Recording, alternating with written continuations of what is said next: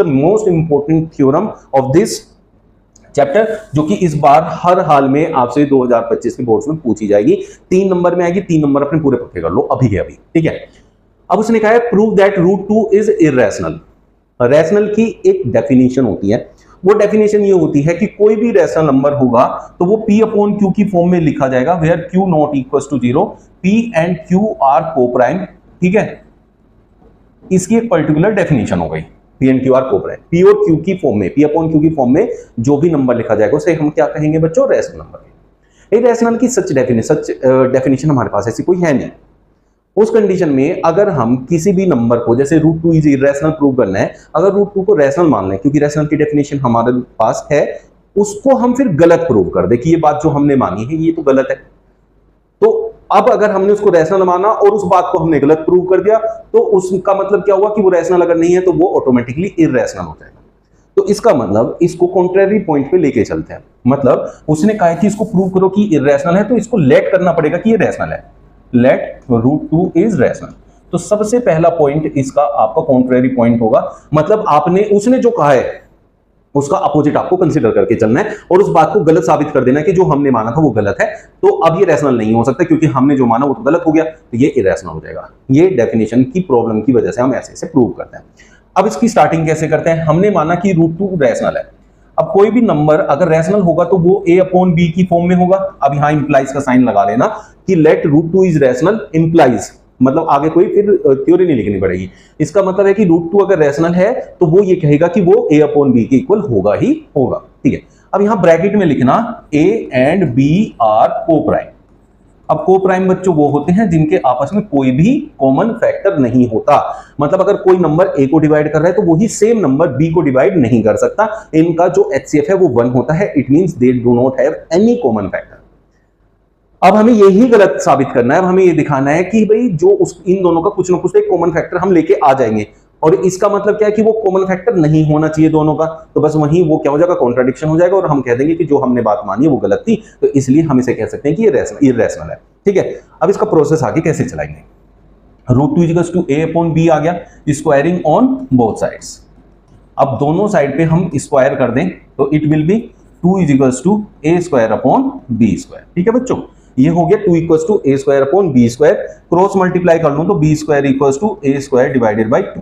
अब एक बात समझो, a स्क्वायर से इसमें हमने 2 से भाग लगाया a स्क्वायर को, मतलब a स्क्वायर को 2 से डिवाइड किया। अब सपोज करो 4 के स्क्वायर को मैं 2 से डिवाइड करूं और इक्वल्स में कोई एक पर्टिकुलर नंबर आ रहा है, उसका फ्रैक्शन में कुछ भी वैल्यू नहीं आ रही है, सीधे सीधा नंबर आ रहा है। इट मींस तभी तो आ सकती है ना जब वो पूरा पूरा उससे डिवाइडेड होगा, ठीक है। ऐसे उसके अगर ये पूरा पूरा डिवाइडेड नहीं होता तो फ्रैक्शन में कुछ ना कुछ होता, इधर फ्रैक्शन में कुछ नहीं है। इट मींस a स्क्वायर को जब 2 से डिवाइड कर रहे हैं तो पूरी पूरी एक वैल्यू आ रही है b स्क्वायर, ठीक है। तो इससे साफ साफ पता चलता है कि a square is divided by 2।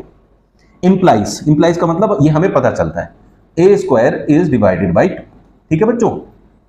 मतलब अगर आप जो प्रोसेस में समझा रहा हूं, इस प्रोसेस को एक बार स्टेप बाय स्टेप समझ लेंगे ना पूरा, तो कभी भी लाइफ में इसको करने में दिक्कत नहीं आएगी। रटना नहीं है, सिर्फ समझ के करना है, रटना नहीं है। a square is divided by 2। अब पीछे थ्योरम क्या कहती है, if a square is divided by p then a is also divided by p। It means यहां हम क्या कह सकते हैं, a square is divided by 2 then a is also divided by 2, then a is also divided by 2। अब यहां लिख देंगे बाय थ्योरम 1.3 ऐसे करके, या खाली बाय थ्योरम लिख दो, बात खत्म हो गई। चलिए, implies 2 is a factor of a, 2 is a factor of a का फैक्टर हो गया 2। अब यहां बात आ जाती है, यहां आके हमारा एक प्रोसेस खत्म हो गया, मतलब आधा क्वेश्चन खत्म हो जाता है। ये यहां समझाने के लिए था, अगर मैं इसे हटा दूं, दीज आर द स्टेप्स, इन स्टेप्स को हम यूज करके इसको जो है प्रूव करेंगे।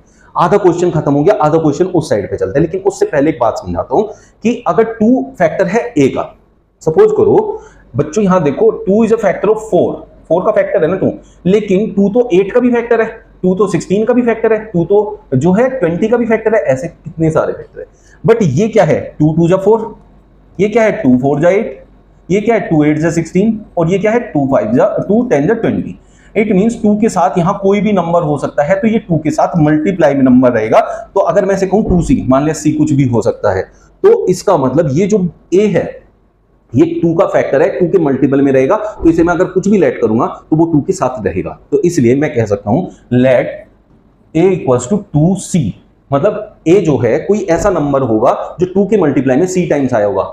इट मे बी 4, 2 के साथ 2 बार आया होगा, इट कैन बी 8, 2 के साथ 4 बार आया होगा। तो ये c की वैल्यू में से कुछ भी हो सकती है, 2 के साथ रहेगा, इसलिए a को हम लेट करते हैं 2c के इक्वल। अगर यहां √3 होता तो वो 3 के फैक्टर में रहता, तो वो 3c लेते हम। √5 होता तो 5c लेते, √7 होता तो 7c लेते, उस टाइप से हम लेंगे, क्योंकि वो उसका फैक्टर है इसलिए लेते हैं, रटना नहीं है, सीखना है। अब late a equals to 2c हो गया, और इस इक्वेशन को हम बना लेते हैं लेट इट बी इक्वेशन 1, ठीक है, यूजिंग दिस इन इक्वेशन 1, ठीक है बच्चों। ऐसे b square will be equals to, a square था, a की जगह हमें 2c यूज करना है बाई 2 का स्क्वायर, तो ये क्या हो जाएगा, b square is equals to 4c square by 2, 2 2 जा 4, ये हो गया b square divided by 2 is equals to c square, ठीक है बच्चों। अब यहां b square divided by 2, b square को जब मैं 2 से डिवाइड करूं तो मेरे को एक पूरा नंबर मिल रहा है c square without any denominator, तो इसका मतलब b स्क्वायर पूरा 2 से डिवाइड हो गया है, तो हम कह सकते हैं implies b square is divided by 2, so b is also divided by 2, b is also divided by 2, so 2 is a factor of b, ठीक है बच्चों। अब यहां b का फैक्टर बन गया 2, और 2 तो a का भी फैक्टर था, देखो यहां 2 is a factor of a, 2 is a factor of b। अब लिखना है फ्रॉम अबव कंक्लूजन्स, यहां लिख ले रहा हूं आगे, from above conclusions a and b has 2 as a common factor, ठीक है बच्चों। लेकिन a एंड b तो हमने को प्राइम माना था, मतलब उनका कोई भी कॉमन फैक्टर नहीं हो सकता, और यहां इस पूरे कंक्लूजन से, पूरे जो एक्सप्लेनेशन करी हमने, उससे ये निकल के आया कि 2 जो है वो a एंड b का कॉमन फैक्टर है। तो ये कॉन्ट्राडिक्शन किसकी वजह से हुआ, इसको रैशनल मानने की वजह से, तो लिखेंगे this contradiction has arisen due to our wrong assumption that √2 is rational, therefore we can conclude that √2 is irrational. Clear हो गया बच्चों, ये हो गया आपका प्रूफ। ये थ्योरी लास्ट में आपको लिख देनी है, इसको रट लेना। अब √3 आए, √5 आए, √7 आए, कोई भी रूट के अंदर नंबर आ जाए, मतलब कोई भी एक इरैशनल नंबर हो, उसे प्रूव करने की वो इरैशनल है। These are the following steps, जो आपको हर किसी में फॉलो करने हैं। बस जहां जहां 2 लिखा है वहां वहां उस नंबर को लिख देना है जो नंबर आपका उसमें रखा था हमने। क्लियर हो गया? किसी को कोई भी डाउट है तो कमेंट बॉक्स में लिख देना। मिलते हैं नए सेशन में। चैनल को कर लेना सब्सक्राइब, लाइक कर देना, अगर सेशन बढ़िया लगा तो शेयर करना अपने फ्रेंड्स तक। Thank you.